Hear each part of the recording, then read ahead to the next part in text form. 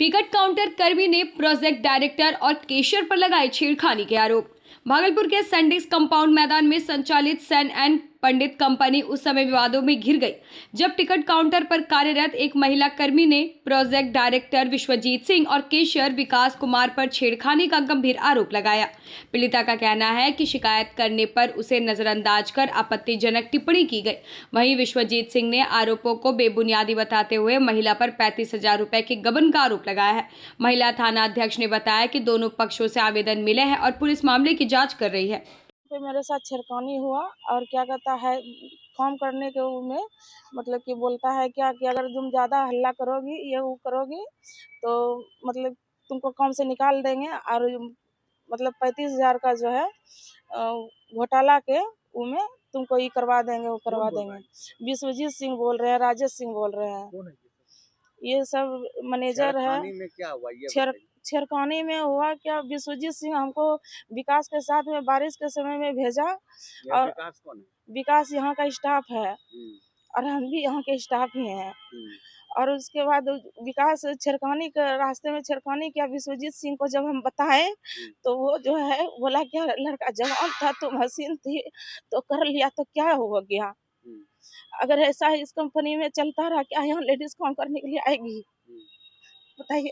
कोई भी आता है। नौकरी ज्वाइन करी थी? हम अब 2 सितंबर में किए हैं, 19 सितंबर को।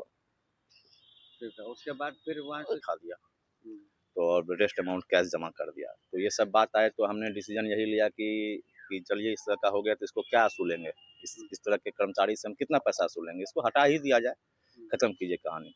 जब हटाने की बारी आ गई तो उसको हम बोले तो बोली पहले तो बोली कि ठीक है कितना निकलता है मेरा सैलरी से काट लीजिएगा, हम काम नहीं करेंगे। हम बोले ठीक है। तो कल शाम में फाइनली परसों ही बोली कल शाम में हम इसको बोले कि तुम कल से नहीं आएगी। जो कल से नहीं आएगी ये बात बोले और उसके बाद हम बोले कि तुम अपने गार्जियन को बुलाओ, हस्बैंड हो, पिताजी हो, फादर इन लॉ हो, ससुर हो, जो भी हो उसको बुलाओ और उनके सामने बातचीत होगी। तुम्हारा अगर 1 रुपया भी यहाँ निकलता है तो तुम लेगी, अब मेरा निकलता है तो अपने गार्जियन से जमा करवा देगी। अब उसके बाद ये अपना कंप्लीट रूप बदल दी। उसके बाद यहाँ के लगभग तो 3-4 गो पुरुष जो भी है जेंट्स में लोग सब पे आरोप लगाने लगे कि सब मेरे साथ बदतमीजी किया है, ये किया है, वो किया है, मतलब जो होता है पागलपन का रूप। उसके बाद खड़ा होकर पब्लिकली भी बोलने लगी, रोने धोने लगी, फलना चिलना जो भी होता है किसी मतलब जो नौटंकी था इसका अपना दिखाए तो हम लोग क्या बोलेंगे इस पर। नहीं ये सब कंप्लीट गलत है, ऐसा कहीं कोई आरोप नहीं है। हमारे यहाँ एक यही महिला नहीं है, ठीक है। हमारे सैंडिक्स कंपाउंड में अभी भी प्रेजेंट में 30-32 महिला काम कर रही है। आप किसी महिला से पूछ लीजिए कि हम लोगों का मैनेजमेंट की तरफ से उनके साथ कैसा व्यवहार किया जाता है। मेरा नाम विश्वजीत सिंह हुआ। क्या परिस्थिति हो गई थी आपको महिला थाना जाना पड़ा? महिला थाना इसलिए जाना पड़ा कि अब इसको हम लोग जेंट्स हैं, अब इस तरह के पागलपन मेरा रूप देख के तो हम लोग को खुद अपने आप में लग गया कि साला इसको कुछ बोलना भी अपने आप में इज्जत खराब करना है। तो इसलिए हम महिला थाना को फोन किए, उन्होंने बोला कि ठीक है आइए कहाँ पे क्या है। भागलपुर में चाय दुकानदार को गोली मारकर फरार हुए अपराधी। भागलपुर के जोगसर थाना क्षेत्र में एक बार फिर अपराधियों का आतंक देखने को मिला। मोक्सदा हाई स्कूल के पास स्थित एक चाय दुकान पर बैठे दुकानदार सुमित कुमार को अज्ञात अपराधियों ने गोली मार दी। गोली सुमित के सिर व हाथ में लगी जिससे वह गंभीर रूप से घायल हो गया। प्रत्यक्षदर्शियों के अनुसार घटना के वक्त सुमित अपने दुकान पर ग्राहकों को चाय पिला रहा था, तभी अचानक फायरिंग हुई और अपराधी मौके से फरार हो गए। गोलीबारी के बाद इलाके में अफरा तफरी मच गई। सूचना मिलते ही जोगसर थाना पुलिस मौके पर पहुंची और घेराबंदी करना शुरू कर दिया और उसमें 2 खोखा बरामद भी किया।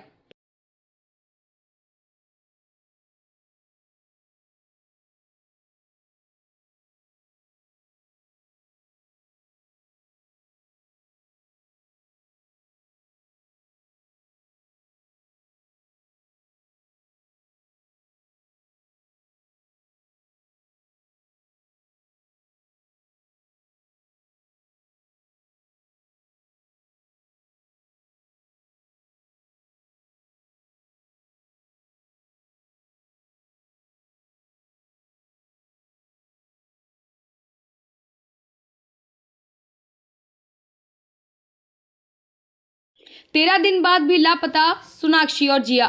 भागलपुर के बबरगंज थाना क्षेत्र के सरयू देवी मोहनलाल बालिका उच्च विद्यालय की 10वीं कक्षा की छात्राएं सोनाक्षी और जिया पिछले 13 दिनों से लापता है।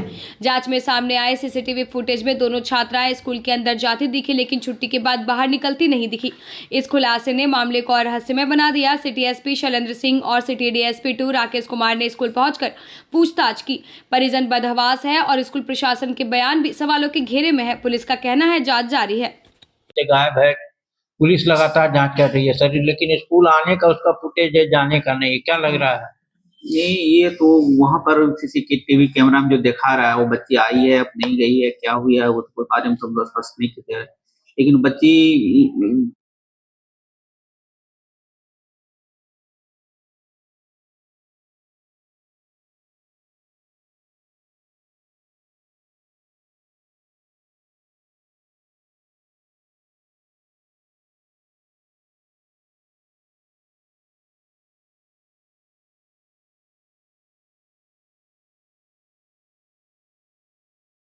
12वां दिन है सर। तो वो पुलिस प्रशासन काम कर रही है अपने स्तर से सर। कहीं पीछे से भी भागने का रास्ता है? नहीं, पीछे से तो आज तक ऐसा नहीं हुआ है। अपना परिचय से। मेरा नाम मोहम्मद गुलाम मुर्तजा। जमीन विवाद में गोलीबारी का पुलिस ने किया खुलासा। भागलपुर जिले के मधुसूदनपुर थाना क्षेत्र में जमीन विवाद को लेकर हुई गोलीबारी की घटना का पुलिस ने त्वरित खुलासा कर दिया है। 18 जनवरी 2026 को ग्राम छोटी बासपुर स्थित अंकित कुमार की चाय दुकान के पास हुए फायरिंग कांड में उमेश यादव गंभीर रूप से घायल हो गए थे। घटना की सूचना मिलते ही वरीय पुलिस अधीक्षक के निर्देश पर विशेष टीम गठित की गई। पुलिस ने छापेमारी कर मुकेश पाल और आशीष कुमार को गिरफ्तार किया है। आरोपियों के पास से देसी कट्टा, लोटेड कट्टा और जिंदा कारतूस बरामद हुए। पूछताछ और आगे की कार्रवाई जारी है। क्या मामला? दिनांक 18/1/2026 को ये मधुसूदनपुर थाना को सूचना प्राप्त हुई कि एक गांव है जो कि छोटी बादरपुर, इसमें एक व्यक्ति थे जो कि चाय की दुकान पर थे और इनको कुछ अज्ञात हमलावरों ने गोली मार दी। तो इस सूचना का सत्यापन किया गया और इसमें तुरंत कार्रवाई करते हुए सीसीटीवी फुटेज और अन्य जो ये टेक्निकल एविडेंस है उसके आधार पर इन तीनों ये अपराध कर्मियों की पहचान की गई और इसमें तुरंत छापेमारी करते हुए इसमें से 2 अपराध कर्मियों को पकड़ा गया है, जिनका नाम है, एक का नाम है मुकेश पाल और एक है आशीष कुमार। और इनके पास से ये एक हथियार भी ये बरामद हुआ है। तो इस कांड में अभी तक 2 लोग का अरेस्टिंग कर लिया गया है और इसके अलावा ये 2 देसी कट्टा बरामद हुए हैं और एक जिंदा कारतूस भी इसमें ये बरामद किया गया है। कारण क्या था सर गोली मारने का? इसमें कई कारण सामने आ रहे हैं। इन लोग का कुछ अवैध धंधा था, जैसे कि मतलब कि स्मैक का धंधा, और इसके अलावा कुछ मतलब इन लोग का जमीनी विवाद भी सामने आ रहा है और ये अन्य कारणों पर इसमें अनुसंधान भी किया जा रहा है। अपराधियों का कुछ इतिहास? हाँ, इन लोग का आपराधिक इतिहास है। ये लोग पहले भी लूट और ये फायरिंग के मामले में पहले भी जेल जा चुके हैं। कमरगंज में गंगा लिफ्टिंग प्रोजेक्ट पर किसानों की आपत्ति। भागलपुर जिले के सुल्तानगंज प्रखंड अंतर्गत कमरगंज पंचायत में मुख्यमंत्री नीतीश कुमार की ड्रीम प्रोजेक्ट गंगा लिफ्टिंग योजना पर उस समय ग्रहण लग गया जब जमीन मालिक किसानों ने कार्य पर रोक लगा दी। किसानों का आरोप है कि GBPR कंपनी द्वारा बिना सहमति और मुआवजा नोटिस के उनकी पैतृक जमीन पर मिट्टी डाली गई। किसान अशोक कुमार यादव सहित अन्य ग्रामीणों ने कहा कि हवाई अड्डा, रनवे और गंगा लिफ्टिंग में जमीन जाने से उनके सामने आजीविका का संकट खड़ा हो गया है। वहीं कंपनी प्रतिनिधि राजेश कुमार सिंह ने इसे किसानों के हित में बताया, लेकिन मुआवजा प्रक्रिया पूरे होने तक किसान कार्य नहीं होने देने पर अड़े हैं।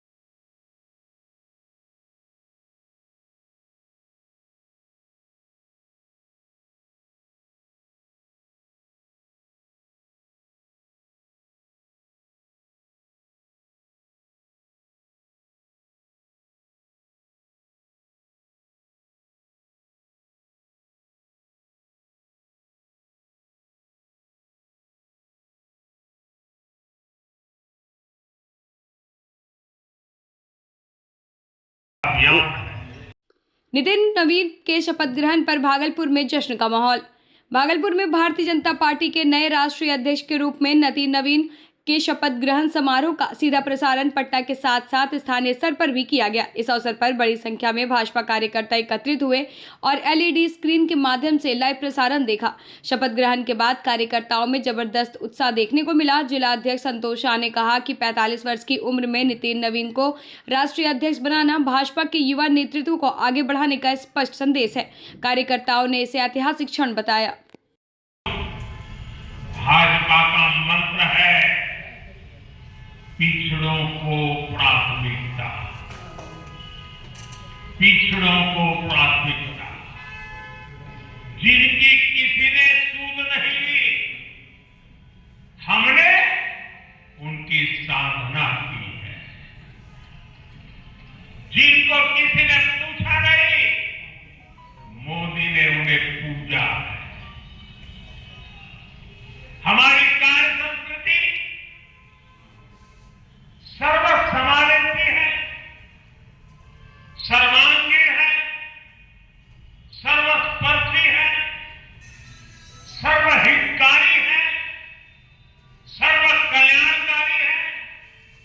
और ये कार्य संस्कृति गरीब को समान अवसर देने वाली है, गरीब को सशक्त करने वाली है। अमरपुर में श्रीमद् भागवत कथा को लेकर निकाली गई भव्य कलश शोभा यात्रा। अमरपुर नगर पंचायत के माधमपुर मां काली मंदिर परिसर में आयोजित श्रीमद् भागवत कथा सप्ताह ज्ञान यज्ञ के शुभारंभ पर मंगलवार को विशाल कलश शोभा यात्रा निकाली गई। इसमें मोहम्मदपुर स्थित आसपास के गांव से 1001 महिलाएं और युवतियां शामिल हुई।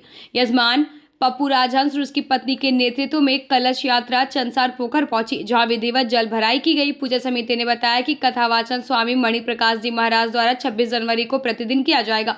पूरे क्षेत्र में भक्तिमय माहौल बना रहा।